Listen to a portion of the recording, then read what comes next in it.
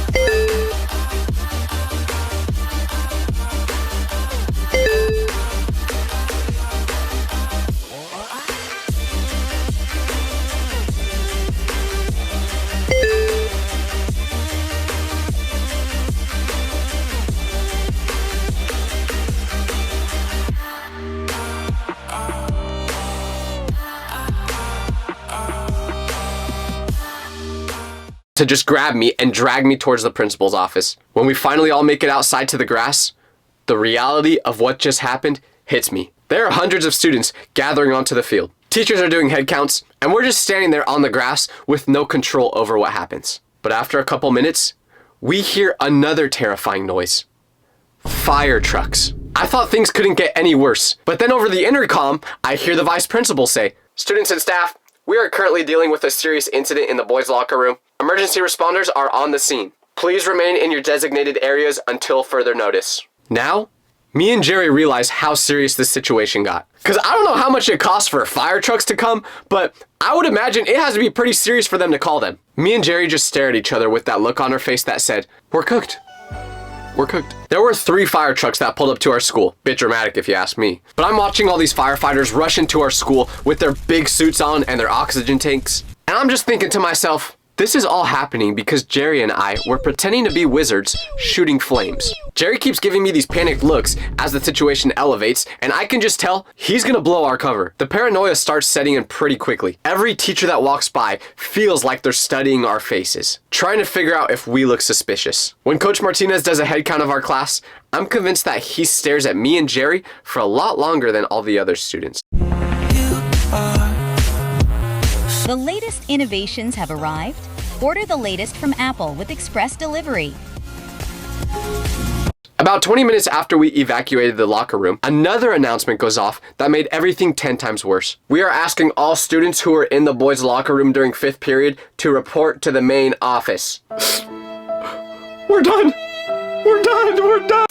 Me and Jerry just go completely pale when we hear this. We're both thinking the same thing. They have to know something. I think about just running off of campus and acting like I was never even at school that day, but we had to go. If we don't report with everyone else to the office, that's gonna look a lot more suspicious than if we did. So we joined the group of the other 15 guys or so that was in the locker room with us, and all of us walked towards the main office. The whole time we're walking towards there, I'm trying to think of a good story. What were we doing when the alarm went off? Where were we when the alarm went off? Did we see anything suspicious? I'm running through every possible question they might ask, trying to make sure me and Jerry have the exact same answers so we don't contradict each other. While we're waiting in line to be questioned, I overhear some of the other students talking about what happened. One student said he smelled smoke right before the alarm went off. Another one says they saw nothing. But here's the thing. None of the students mentioned the game of hide and seek we were playing. And I think I know why. Because at some point, almost every person in that PE class played the game. So if they told the principal that we always played that game in the locker room, we would all look guilty. When it's finally my turn to talk, I'm sweating through my shirt like I just ran a marathon because I cannot lie. The faculty members got this notebook and she's asking me basic questions. Was I in the locker room? What time did I leave? Did I see anything unusual in there? I stick to the simplest possible answers. I was changing after PE class. I left around the normal time. No, I didn't see anything weird. They were writing down everything we said in this official looking notebook. It felt like we were being interrogated by the FBI. They ask if we know about students playing with fire or aerosol cans while in the locker room. And I panicked because Yeah, we were, but I just try to play it cool and say, aerosol? What even is aerosol? You talking about the soccer team? Then they asked Jerry questions, and I'm watching his face while he was giving answers, and it just made me so confident that he was gonna screw up. But he was able to stick to the plan and give a good, convincing story. We were just changing clothes, left at the normal time, didn't see anything suspicious. After the questioning, we were told to rejoin our class group, but the waiting continued. We were just stuck outside on that grass while the fire department did their work. After maybe 2 hours, they finally started letting us back into the buildings. But instead of going to our regular classrooms, they herded us all together in the gymnasium. Apparently, a lot of the school smelled like smoke because it traveled through the vents. By the time we sat down on those awfully uncomfortable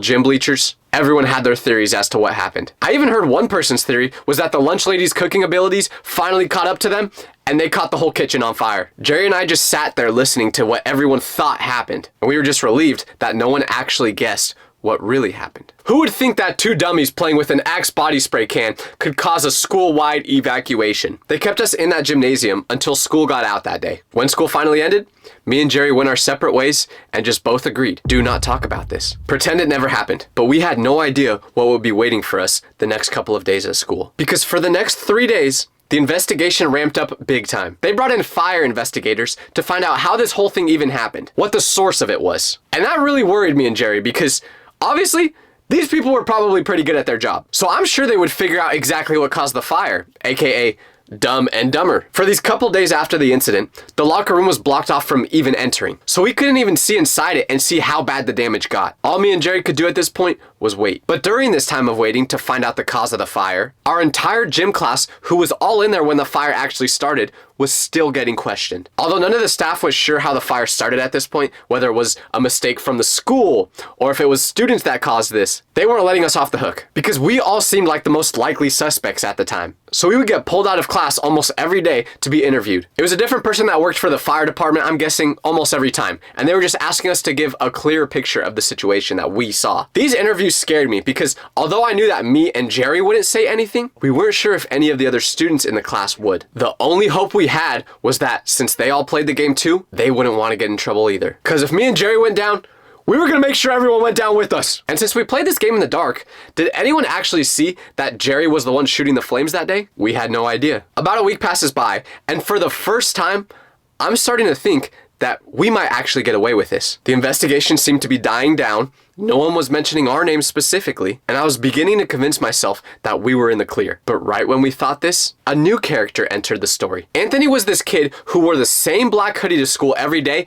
and didn't really talk much. Matter of fact, until this interaction we had that I'm about to tell you, I didn't even know what his voice sounded like. So I wasn't friends with Anthony, but I definitely wasn't enemies with him either. But I guess he thought otherwise. Because a week after this fire incident, Anthony goes up to me and Jerry during PE and he says, hey guys. He's got this devious look on his face, like he knows something that we don't want him to know. It's the same look my siblings would always give me when they catch me doing something I'm not supposed to, and they know they have blackmail material on me now. So Jerry responds back, "Sup, Anthony?" Anthony looks around to make sure no one else is listening, and then he gets closer to us, like he's about to break some big secret. And then he goes, "So, that whole fire in the locker room thing, that was pretty crazy, huh?" My pupils immediately dilate. The way he says it, the way he's looking at us, I knew we were about to get blackmailed, but we just try to act casual. Yeah, it was wild. Good thing no one got hurt. Anthony just nods slowly with that smile on his face that made my skin crawl. Yeah. Good thing no one got hurt. Must have been really scary for whoever actually started it. You know, causing all that chaos and seeing all the other kids getting investigated for something they didn't do. Jerry and I exchange a quick glance that probably looks as guilty as two kids standing next to a broken window with a baseball in their hands. Anthony was on to us like a shark who smelt blood in the water, but still, we try to play it cool. Yeah, I mean, I guess it's scary. Why are you saying this to us specifically though? Anthony just shrugs and goes, "Oh, no reason. I just happened to be there right when the fire started, and I saw that my hand sanitizer was on the ground." It was official. Anthony saw us cause that fire, and he saw us completely run away after trying to stop it. But I still say back to him, I don't know what you're talking about, dude. He laughs, but it's not a friendly laugh. No, it's the type of laugh a villain does in the movie right before he reveals his evil plans. Come on, guys. I saw both of you cause it. You really think I'm that stupid? Me and Jerry look at each other and we both realize we're caught. There's no point in even pretending anymore. Anthony continues talking. Look, guys, I'm trying not to be a jerk here, but this whole situation has been pretty stressful for all of us, right? All the teachers and staff think that we're responsible for it just because we were in that class. But it's really not fair to everyone that didn't cause the fire. So we say to Anthony, okay, so what are you getting at here? What's your angle, man? There's no point in trying to fake it anymore. Anthony's smile gets wider, and like I said, I'd never had a conversation with him prior to this. So I didn't know him well, but man, that guy should get into acting because he would be a great supervillain character. He had a grin on his face after we asked him what his angle was, like he already had a plan. And he goes, well, I've been thinking about it, and keeping a secret this big is something that deserves payment. I think I deserve some compensation for all this stress. I just say in a high-pitched voice, compensation? Money. I want $400 from both of you by the end of next week. Seems fair enough for keeping quiet about something that could get both of you expelled. So me and Jerry look at each other again and realize, yep, we're getting blackmailed. This man Anthony is crazy, but also at the same time, I low-key respect it. Like, I respect the hustle, you know what I mean? It was just unfortunate that I was the one being hustled. But $400.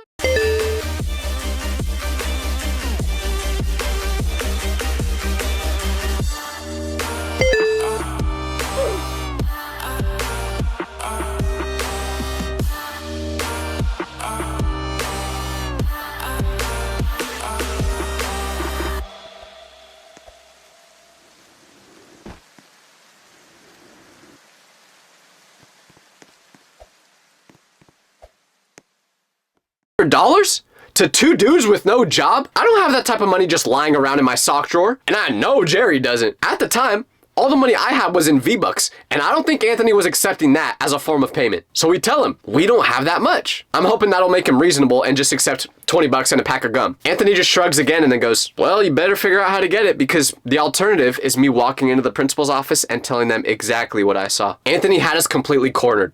There was no good solution to this problem. So me and Jerry started discussing it. How do we know you won't just take the money and tell the principal anyway? Jerry asks him, which is a pretty good question for someone that literally just lit the locker room on fire a week ago. You don't know that. But think about it this way.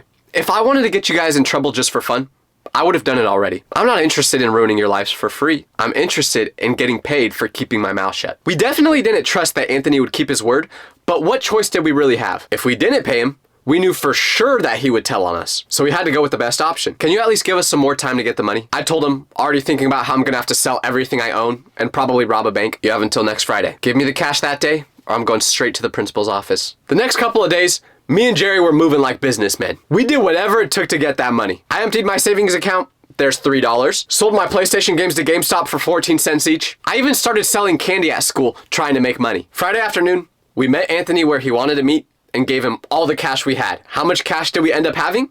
Well, I know for myself, I had about 300 that I put in there, and I didn't know how much Jerry had, but he said it was everything he could give. So we handed over to Anthony, hoping that it was enough. And after about 2 minutes of counting, he just says to us, pleasure doing business with you guys, and he walks away. So I don't know if Jerry did have enough to make it to $800 or if Anthony's just really bad at counting, but he never told on us. So shout out to you, Anthony, you're a real one. Well, kind of. I did have to sell my favorite games just to pay you, so that wasn't really cool, but I respect it. So now that Anthony didn't catch us, the only thing left to worry about was the school investigation catching us. But after about 2 weeks, the investigation finally wrapped up. The locker rooms opened again, and when we went inside, there wasn't even much damage in it. Just 2 lockers that were stained in charcoal. But did they figure out how the fire started? Yes, they told us they found out it was a mixture of hand sanitizer and heat that caused the fire. But they didn't know any of the specific details. So they just figured that someone accidentally spilled hand sanitizer on the ground, which was true, and somehow heat ignited it. Whether that was from the heater that was inside there, or maybe it was from another way, but they didn't know exactly how. And since nothing got burnt too badly, they just chalked it up as an accident because no one snitched. So me and Jerry got off without any punishment. And what did we learn from this? Absolutely nothing. Because the next month, we went back to playing that exact same game. DirecTV's looking pretty trim these days with these genre packs. Finally, your favorite channels and streaming apps are bundled together. So you can pay for the TV you actually want to watch. DirecTV got hot. Like really hot. Seriously, guys, it's like way too hot. When you become a Shell Fuel Rewards member, you'll get more. Like saving 10 cents per gallon on your first fill, 20 cents wrong. Jake was the mastermind who kept coming up with more elaborate details. Sarah was our lookout person who would make sure we didn't get caught. My friend Anthony was supposed to be the driver because he had a truck, so he had the most experience with bigger vehicles. Then there was me and Danny, who were basically just along for the ride. We met up every day after school for probably 3 weeks just to go over the plan. We even drove by our principal's house twice just to scope it out. His driveway was perfect for this prank, big enough for a school bus to where he literally could not miss it when he opened that door. None of us stopped to think about all the things that could go wrong, and eventually would go wrong. We were all just too eager to own the title of doing the most legendary senior prank ever. And after a couple of weeks of waiting, our day finally came. We were doing it on a Thursday night in April, purposefully on a night where we had school the next day so we could hear what all the other students had to say about it when we showed them what we did. The day went by just as planned. We went to school, Marcus went home, and a couple hours later, his dad got home, tossed his keys and badge on the counter like always, and watched TV. Later that night, right after his dad went to bed, Marcus grabs his dad's keys and badge, snuck out with it, and we all met up at Jake's house. Jake pretty much raised himself, so his parents literally could not care less that there was 5 students coming over on a school night at 11:30 p.m. Everything was going perfectly to plan. Marcus was the last one to arrive at Jake's house, and when he did, the mission was officially on. The bus depot was only about a 10-minute walk from Jake's, so we walked there together. It's just a big fenced parking lot where they literally put the buses overnight. There's a gate that stops any bus from getting through or out of it, but Marcus had his dad's badge, so when he scanned it, just like that, the gate opened. Marcus led us straight to the bus that his dad always drove, bus number 38. He pulled out the keys, put them into the bus, and the door opened. We all looked at each other like, okay, this is actually happening now. Anthony climbed into the driver's seat while the rest of us were going crazy over the fact that this was actually working. He put the key in the keyhole, or whatever you call it. He turned it, and after a couple of sounds, the bus was ready to go. The original plan was for Anthony to drive straight to our principal's house. It should have been about a 5-minute drive. Get in and get out. But what we didn't know before was that Anthony had his own ideas. Because Anthony's always been the type of guy that's just kind of a psychopath. So we're exiting the parking lot, and all of a sudden, Anthony starts getting a little too confident. He's honking the horn, flashing all the lights, and at first, we were cheering it on. We could feel that this night was gonna be legendary. But then, Anthony started making turns that weren't on the way to our principal's house. When Marcus asked him where he was going, Anthony just grinned and told him that he was taking the scenic route. None of us had any idea what that meant. This wasn't planned, but everyone else seemed to still be having a good time, so I just went along with it. But eventually, I had to say something because things started to get out of hand. Anthony was feeding off the attention of everyone being impressed by what he was doing. He got more and more excited the further he drove and wanted to keep doing something more crazy. We got to this intersection and Anthony had to choose exactly which way to go. Left takes us towards the principal's house, like we planned, and right takes us towards the freeway entrance. I'm sitting there assuming that he's gonna turn left. We all thought he was gonna turn left. That was literally the entire point of the operation. But Anthony had been getting more and more pumped up from all the attention, so he wanted to do something bigger, something that he thought would really impress everyone in the group. So when we got to that intersection, he didn't turn left toward the principal's house. Of course he didn't. He turned right onto the freeway. Danny and Sarah were screaming with excitement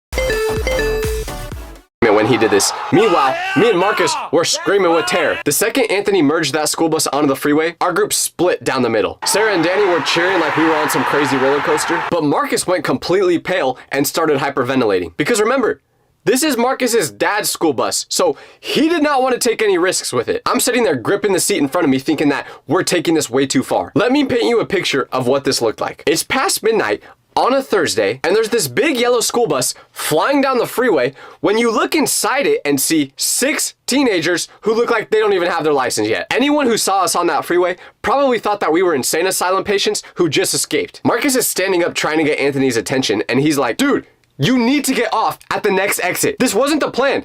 I don't know what my dad will do if he finds out about this. If anything happens to the school bus, it's gonna be all my fault. But Anthony was too locked in, so he just laughed and sped up even faster. He even started swerving in between lanes just to mess with us. Not that there were many people on the freeway at this time, but still. This guy was treating the school bus like it was a Lamborghini. Sarah was telling Anthony to go faster because I guess she just didn't care about making it back that night. Danny's hanging out one of the windows, yelling at cars that passed by us. These 3 were having the time of their lives, while the rest of us were planning our funeral arrangements. The arguing got so loud that I couldn't even hear myself think. Marcus is now screaming at Anthony to turn around. Jake's trying to be the voice of reason, saying, hey, maybe we should at least slow down a little bit. Meanwhile, Anthony's just ignoring all of us and locked in on the road. It was clear to me at this point that we had gone too far. We weren't just borrowing a school bus for 20 minutes to scare our principal. We were joyriding a stolen school bus on a major freeway at midnight. I want you to just imagine what would happen if we got pulled over by the cops. There was no way to explain the situation to them. But luckily,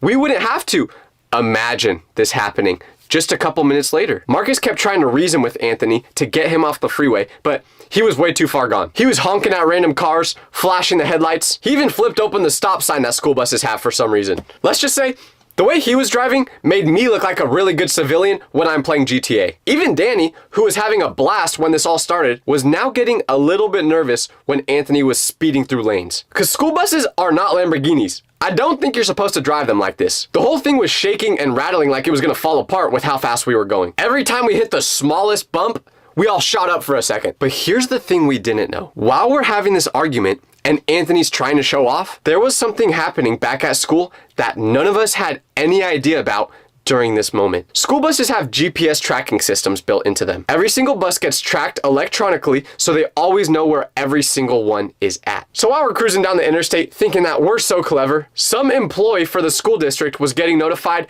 that bus 38 was cruising down the freeway for some reason at midnight. And because of this, our little joyride was about to become a big problem. We had no idea that while we were in the bus, we were getting in trouble in that very moment. Because Marcus never told us, nor did he know himself, that these buses have GPS tracking systems. The people responsible for monitoring this stuff must have got notified about it. The alert probably went off the moment we left that parking lot. Now picture this. It's 1 a.m. and you're the person responsible for making sure all the school buses are where they're supposed to be. When suddenly, you get woken up by your phone buzzing with an alert. You check your phone and see that one of your school buses is traveling down the freeway at 70 miles per hour. Of course, you're only gonna think one thing. Someone just stole that school bus. So the supervisor responsible for watching all these buses starts calling all the other school bus drivers because he knows they're the only ones that have access to the buses. He's trying to figure out if anyone knows why one of the school buses is currently taking a joyride around the county. But when he's making these calls,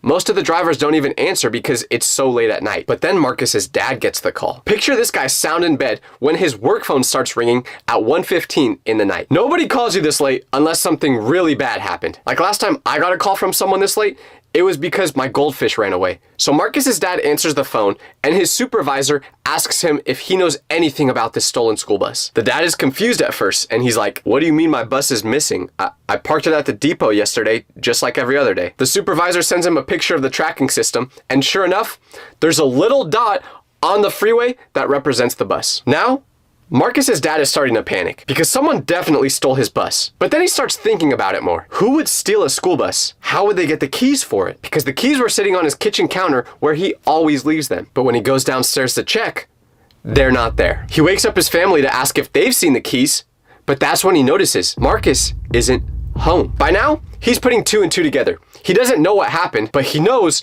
that Marcus is involved. Meanwhile, we're still on the freeway and Anthony is still showing off when all of a sudden, Marcus gets the call. At first, he ignores the buzzing sound because he's trying to still get Anthony to turn around, but the phone keeps ringing, and that's when he finally looks at it and sees that it's his dad. And let me tell you, when you get a call from your dad in the middle of the night while you're doing something that you know you're not supposed to be doing, you're cooked. He answers the phone and immediately hears his dad yelling. And not even angry yelling, but more panic yelling. He's asking where he is and what he's doing and demanding to know if he's involved with this school bus. Everyone on that bus goes quiet when Marcus answers the call. We can all hear his dad screaming through the phone even though Marcus is trying to hold it far away from his ear. And just like that, no one on that bus was having fun anymore. Marcus is trying to explain to his dad that it was just supposed to be a harmless senior prank. We weren't actually going to do anything. But then his dad tells us that the school district knows the school bus is missing. They're tracking it with GPS.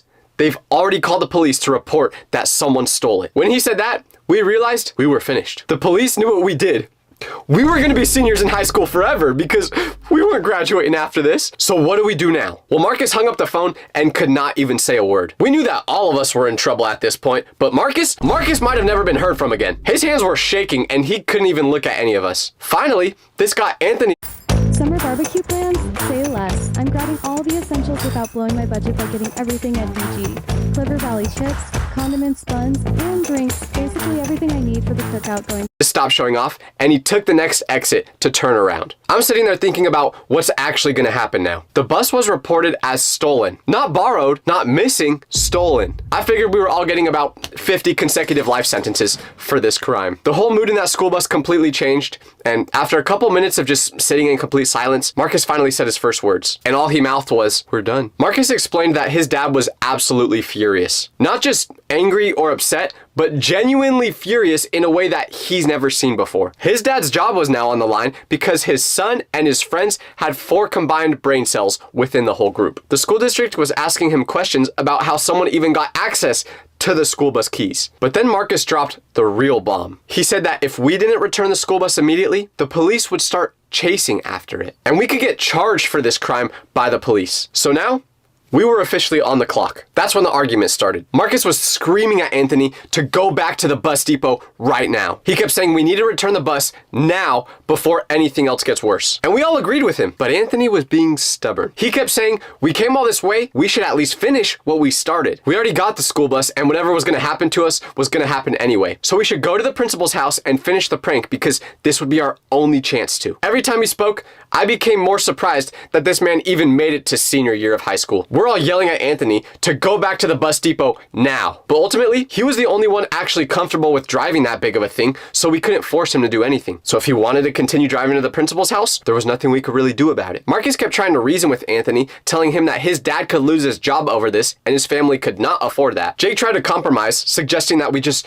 drive by the principal's house and honk the horn instead of actually getting out, but Marcus wasn't having it. He said every second we stayed in that bus was making things worse. Anthony was on a mission though. He was going to drive to the principal's house and complete that prank no matter what. He said we were all being dramatic and that everything would work out fine. He promised we'd only spend 3 minutes at the principal's house and then drive back right after. After a couple minutes, we finally got to our principal's neighborhood. When we saw the right house, Anthony pulled the school bus into the driveway and turned it off. But here's the thing that made this whole disaster even more ridiculous. Anthony goes up to the front door, which he was the only one that wanted to get out at this point. He knocks on it, and after a couple seconds of waiting, nothing. So he knocked again, but a little bit louder this time. And after a couple seconds of waiting now, nothing. The principal never even heard the knock on the door. So after all that risk, all that panic, all that arguing, we drove the school bus to our principal's house, and he didn't even answer the door. Anthony sat outside for probably 2 minutes, waiting and hoping that he would finally come out. But still, nobody answered it. If I had to guess what happened, the principal probably heard a knocking noise, checked his Ring camera, and saw Anthony staring at his front door like this. Open the door. Open the door. And he immediately went back to bed. While Anthony's waiting for this door to never get answered, Marcus's dad calls him again. He was asking why it was taking so long for this bus to get back. Marcus lied and said that we were almost there. We were just driving slow to make sure we were careful. When Anthony finally did give up and we started actually driving back to the bus depot, that was the most terrifying 5 minutes of my life. And I know I say that literally